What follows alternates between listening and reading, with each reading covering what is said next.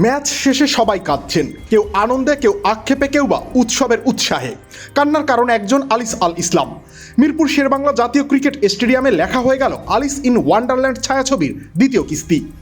শেষ বলে 4 রান দরকার। 2 বল আগে খোঁড়াতে খোঁড়াতে মাঠ থেকে উঠে যাওয়া আলিস তড়িঘড়ি করে প্যাড আপ হয়ে মাঠে নামলেন। বাকিটা ইতিহাস। কভারের উপর দিয়ে স্লাইস করে দিলেন মুশফিক হাসানকে। বলের গন্তব্য তখনই নির্ধারিত হয়ে গেছে।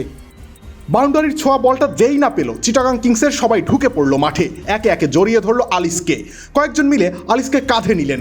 কি অবিশ্বাস্য একটা ম্যাচ, কি অবিশ্বাস্য এক ম্যাচ উইনিং নক।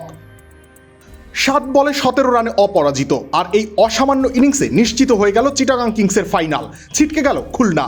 ক্রিজে বসে পড়েছেন ব্যর্থ মুশফিক হাসান। কয়েকটা ওভার আগেই 1 ওভারে তার জোড়া আঘাতে ম্যাচে ফিরে এসেছিল Khulna Tigers. Magic herbal toothpaste দূর করে দুর্গন্ধ সৃষ্টিকারী দাঁতের সমস্যা। ইয়েস, দেখাও তোমার ম্যাজিক। হিরো থেকে তিনি ট্র্যাজিক হিরো। শেষ ওভারে মিরাজের জুয়া কাজে লাগলো না, বরং জিতে গেল চট্টগ্রামের অসামান্য সাহস। আর সেই সাহসের নাম আলিস আল ইসলাম। তাকে যোগ্য সঙ্গ দিয়ে গেছেন বর্ষিয়ান আরাফাত সানি। সানিও 13 বলে করেন 18 রান। ছোট্ট কিন্তু কার্যকর এই জুটির শেষটা জমে ক্ষীর হয়ে যায় শেষ ওভারে।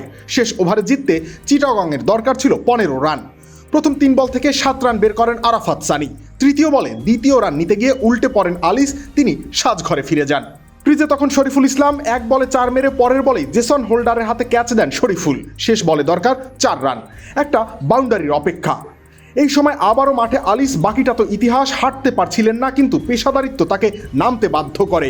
এই পেশাদারিত্বের জন্যই নায়ক আলিস। এই মিরপুরেই বিপিএলের অভিষেকে হ্যাট্রিক করেছিলেন। সেটা ছিল আলিস আল ইসলামের প্রথম উত্থান। আর এবারের ফিনিশিং নকটা হলো তার পূর্ণতা প্রাপ্তির সময়। ফাইনাল খেলবেন কিনা এখনও নিশ্চিত নয়, তবে তার এই কীর্তি ইতিহাস হয়ে থাকবে বাংলাদেশের ক্রিকেটে। রবিউল ইসলাম রানি, খেলা 71।